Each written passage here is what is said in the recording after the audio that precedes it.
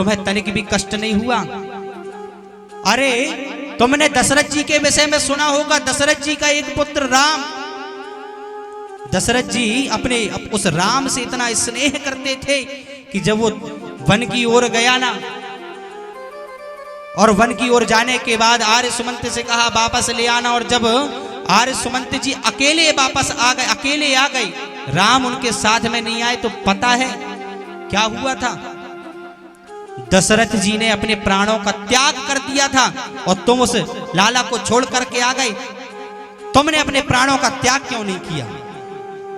नंद बाबा कहते हैं यशोदा में अपने प्राणों का त्याग तो कर देता,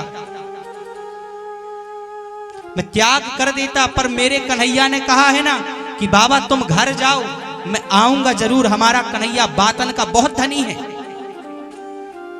और मैंने भी एक कथा सुन रखी है। मैंने सुना है कि रामचंद्र जी ने अपने पिताजी से कहा था कि पिताजी मैं वन से वापस जरूर आऊंगा। और जब वन गए, वन से आने के बाद कुछ सालों के बाद, 14 वर्ष के बाद जब रामचंद्र जी वापस आए, तो रामचंद्र जी ने आकर के अपने पिता को पुकारा, और जब महल में देखा चारों तरफ उनके पिताजी नहीं दिखे, तो पता है रामचंद्र जी ने क्या किया था? अपनी छाती पर हाथ ठोक ठोक करके पिताजी को पुकार कर रोए थे। तू क्या चाहती है कि हमारा कन्हैया आए और मैं मर जाता यदि, और हमारा कन्हैया वापस आएगा। और जब आकर के चारों ओर महल में देखेगा, बाबा बाबा मैया मैया कह करके पुकारेगा, और जब बाबा मैया उसे प्राप्त नहीं होंगे और किसी के माध्यम से पता चलेगा कि बाबा जी नहीं है, मैया नहीं है, ये मर गए हैं, तो तू क्या चाहती है? तू भी चाहती है कि हमारा कन्हैया भी छाती में हाथ पटक पटक करके रोए और हे बाबा हे मैया कह कह करके पुकारे। मैं सब कुछ देख सकता हूं, पर अपने कन्हैया की आंखों में आंसू नहीं देख सकता। मेरे कन्हैया ने कहा है तो मेरा कन्हैया आएगा जरूर। मां यशोदा बड़ी दुखी होती हैं। कोई खाना बनाने वाला इनके घर में नहीं है। भगवान कृष्ण के चाचा, उनकी बहू खाना लेकर के आती है, कहती है मैया खाना खा लो। देवर जी आएंगे, और जब आपको इस स्थिति में देखेंगे तो देवर जी कहेंगे क्यों रे भाभी, तूने मेरे मैया को ध्यान न रखो, मेरे से लड़ेंगे, इसलिए मैया कुछ पा ले। मैया थोड़ा सा पा लेती हैं, कुछ खा लेती हैं, जीवित हैं। क्यों? क्योंकि कन्हैया ने कहा है कि मैं आऊंगा। इसी भरोसे से सब जीवित हैं। अब वे गाय उछल कूद नहीं करती, वे बछड़े उछल कूद नहीं करते, वे बंदर वहां के शांत बैठे रहते, वो मोर नाचते नहीं हैं, क्योंकि बांसुरी की धुन सुनाने वाला कोई नहीं है उनको। वृंदावन की स्थिति ऐसी है जैसे सब पड़े हों चारों ओर, सब दुखी हैं। श्री सुखदेव भगवान कहते हैं परीक्षित, भगवान मथुरा में है और मथुरा की स्थिति भी क्या होती है। भगवान आनंद कर रहे हैं, यहां सारी सुविधाएं हैं, पर पूरा मन भगवान का लगा है वृंदावन में। वृंदावन वासियों का चिंतन होता रहता है। माता पिता ने अपना दायित्व किया, उन्हें पढ़ाया लिखाया, पढ़ने के लिए उज्जैन में सांदीपनी मुनि के आश्रम में भेजा, सारी विद्याओं को ग्रहण किया, यज्ञोपवी संस्कार हुआ। भगवान मथुरा में है, और आज मां देवकी ने सोचा, देखिए जन्म देने वाली मां देवकी आज पहली बार भगवान के लिए भोजन पका रही हैं।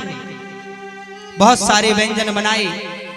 मेरा कन्हैया तो अलग अलग प्रकार की चीजें खाता है, सब कुछ एक थाली में सजाया, और उस थाली में एक बड़ी कटोरी में एक माखन, इतना बड़ा लौंदा रखा, उसके ऊपर मिश्री रखी और कन्हैया के सामने लेकर के पहुंच गई।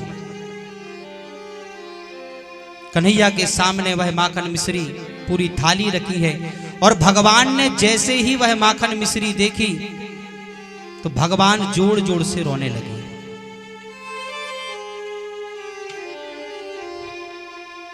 माँ देवकी भी बड़ी दुखी हो गई कि आज पहली बार मैं जन्म देने वाली माँ अपने बालक को भोजन कराने आई हूं, ना जाने ऐसी कौन सी गलती हो गई कि मेरा कन्हैया जोर जोर से रो रहा है। वसुदेव जी को बुलाया, वसुदेव जी ने आकर के देखा, बोले मुझे भी पता नहीं है इसके स्वभाव का, ना जाने क्या हुआ है। भगवान के एक मित्र हैं उद्धव, उद्धव जी को बुलाया। उद्धव जी आए, उद्धव जी से कहने लगे वसुदेव जी की जाओ पता करो अपने मित्र से कि ये दुखी क्यों है, क्यों रो रहा है, इसके रोने का कारण क्या है।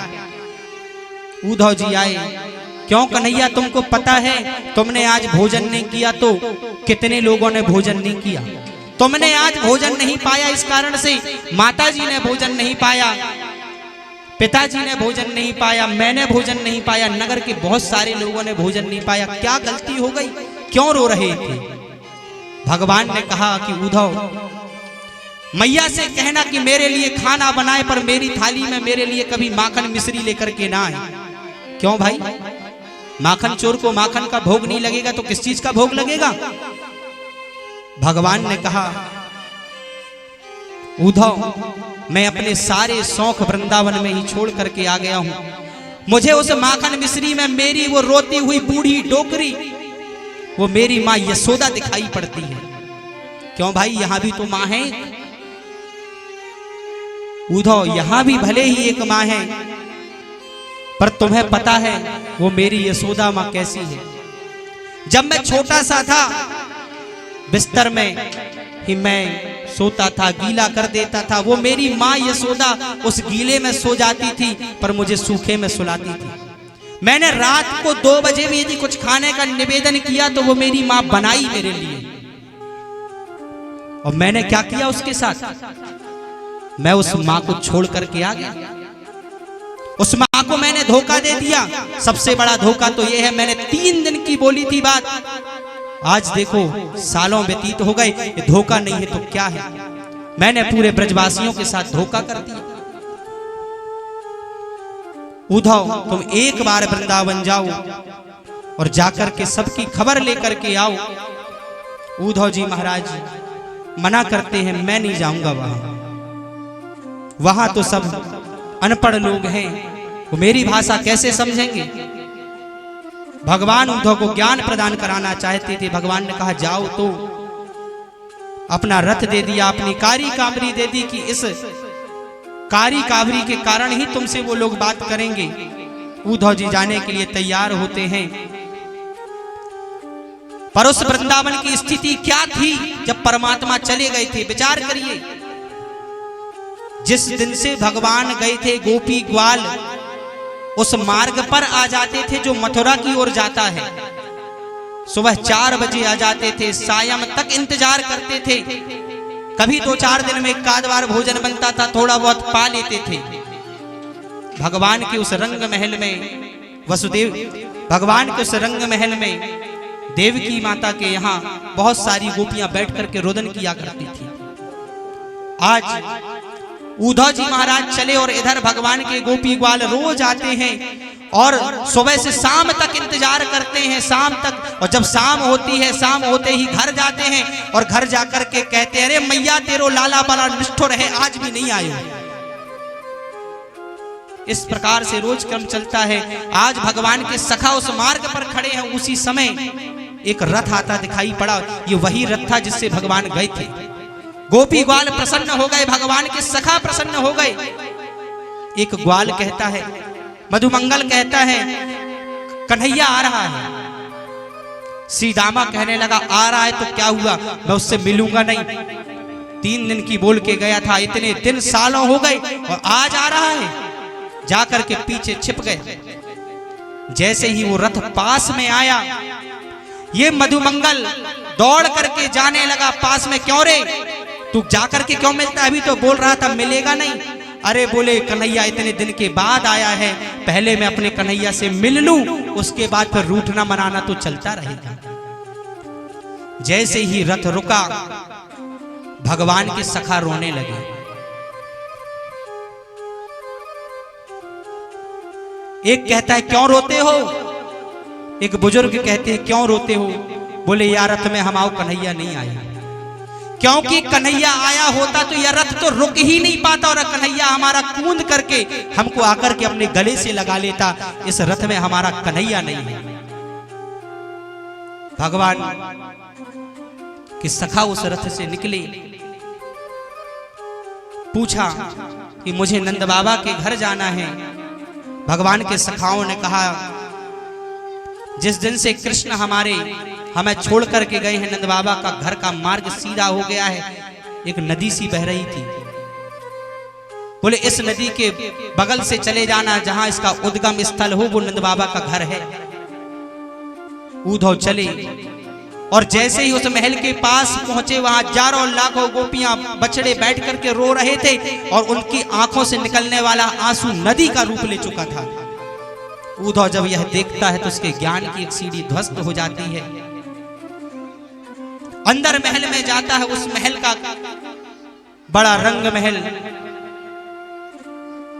उस महल में ऐसी ध्वनि आ रही है, श्री कृष्ण करके ध्वनि आ रही है। ये वही महल है जहां कुछ समय पहले तक नाचे नंदलाल, नचावे हरि की मैया, भगवान खेलते थे।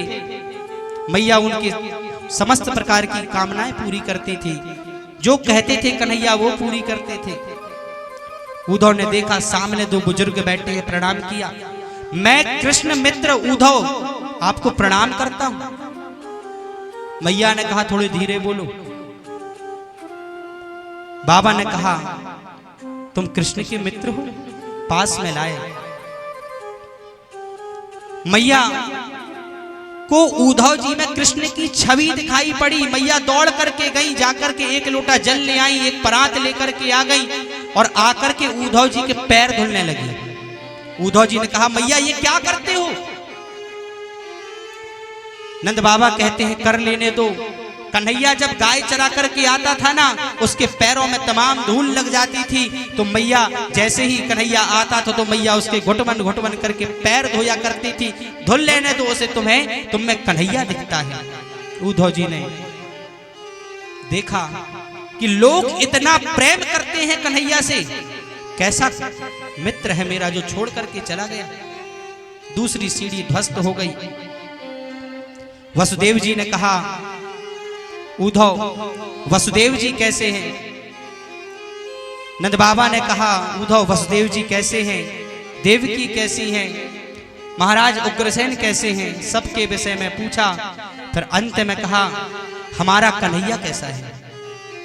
कन्हैया कभी हमें याद करता है कि नहीं करता? उद्धव जी ने कहा